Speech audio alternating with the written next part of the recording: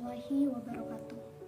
Senang sekali kita masih dapat berjumpa pada pembahasan materi mata kuliah Administrasi dan Supervisi Pendidikan. Dengan saya Yuan Erlin, NIM 21075125. Pada materi kali ini, kita akan membahas terkait administrasi pendidik dan tenaga kependidikan. Administrasi pendidik dan tenaga kependidikan juga dikenal dengan istilah PTK. Dalam organisasi pendidikan, administrasi diperlukan untuk meningkatkan kemampuan pengelolaan yang akan berdampak positif untuk meningkatkan efisien, mutu, dan kinerja di bidang pendidikan. Sumber daya pendidikan adalah sesuatu yang dipergunakan dalam penyelenggaraan pendidikan yang meliputi 7M plus 1I, di mana indikator ini terdiri dari man, yaitu manusia, money atau uang, material atau bahan, mesin atau mesin-mesin, method atau metode, marketing atau pemasaran, dan manage plus informasi atau laporan dan informasi. Kita masih membahas tentang salah satu sumber daya pendidikan, yaitu man atau manusia, tepatnya administrasi pendidik. Pertama, kita akan menjelaskan terkait pengertian pendidik. Pendidik adalah orang yang membimbing siswa agar siswa tersebut bisa menuju ke arah kedewasaan. Selain itu, pendidik merupakan orang yang bertanggung jawab atas terlaksananya pendidikan pada siswa. Yang dimaksud dengan pendidik yaitu adalah guru dan dosen dan orang-orang yang profesional dalam bidang pendidikan.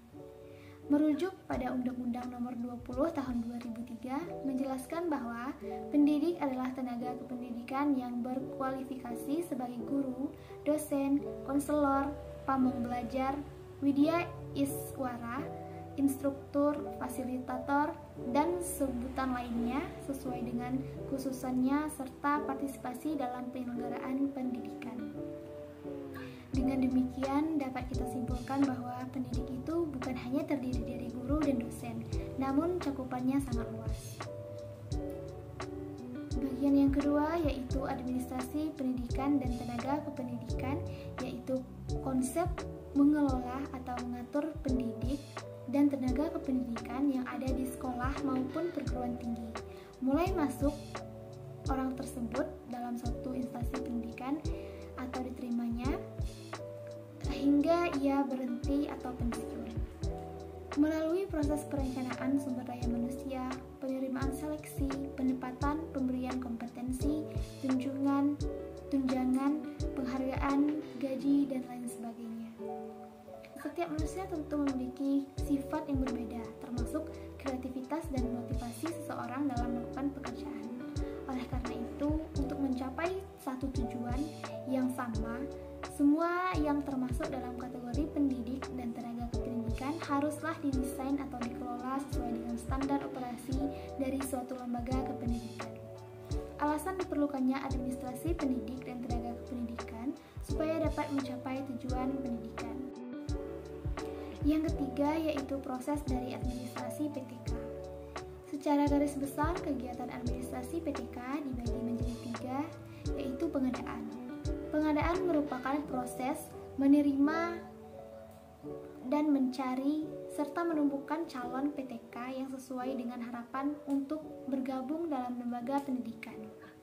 Yang kedua yaitu penetapan, merupakan proses memposisikan tenaga pendidik di tempat yang semestinya dibutuhkan.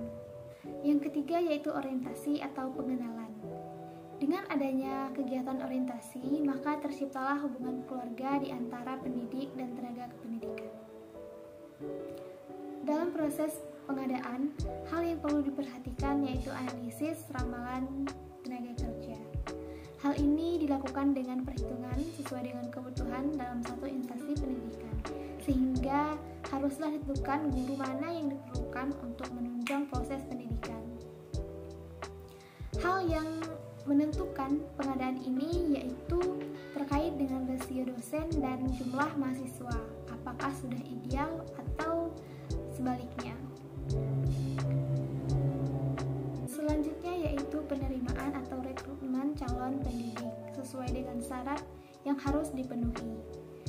Setelah itu dilakukanlah seleksi untuk menentukan calon peserta didik yang baik sesuai dengan standar yang ditetapkan.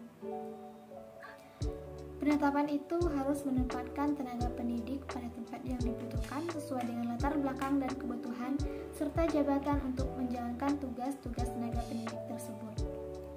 4. Kewajiban dan hak pendidik dan tenaga kependidikan. Kewajiban atau tanggung jawab dari seorang pendidik dan tenaga kependidikan haruslah mampu memberikan dampak positif terhadap terlaksananya pendidikan yang baik untuk mencapai tujuan sebagaimana yang dirumuskan sebelumnya. Seorang pendidik dan tenaga kependidikan memiliki kewajiban dan hak. Salah satu hak yang didapat oleh pendidik dan tenaga kependidikan yaitu berupa gaji, tunjangan, dan penghargaan.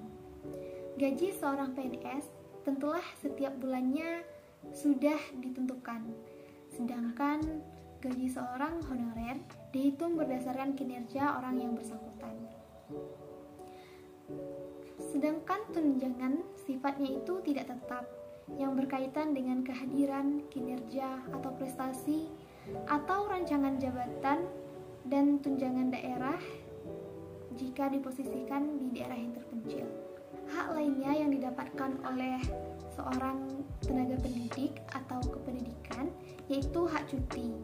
Setiap pendidik dan tenaga kependidikan memiliki hak cuti setahun sekurang-kurangnya 12 hari. Sedangkan untuk perempuan dapat memilih cuti selama sebulan sebelum melahirkan dan sebulan lagi setelah melahirkan, sehingga akumulasi cuti hamil yaitu 3 bulan.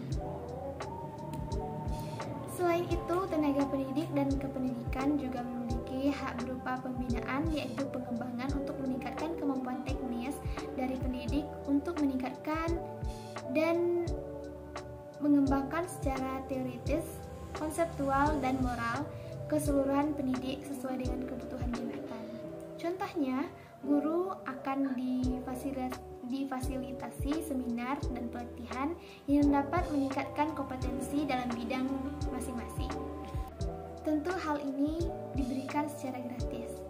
Tujuan pembinaan tersebut antara lain untuk meningkatkan produktivitas, efisien kerja, meningkatkan karir, moral, atau sifat kepemimpinan. Poin yang terakhir yaitu evaluasi. Dalam rangka melihat sejauh mana pelaksanaan kapasitas, kualitas, dan segala sesuatu yang berkaitan dengan administrasi pendidik dan kependidikan, haruslah ada sebuah evaluasi agar tujuan dapat dijalankan sesuai harapan, sehingga tidak ada pihak yang akan dirugikan. Evaluasi menjadi satu titik perbaikan dalam pelaksanaan pendidikan. Unsur-unsur yang perlu dinilai dalam proses evaluasi yaitu konsisten dalam pekerjaan, prestasi, kinerja, kejujuran, kedisiplinan, kreativitas, kerjasama, kepemimpinan, serta kepribadian. Sekian penjelasan saya terkait materi administrasi pendidik dan tenaga kependidikan atau PTK. Sampai jumpa pada pembahasan materi selanjutnya. Terima kasih. Wassalamualaikum warahmatullahi wabarakatuh.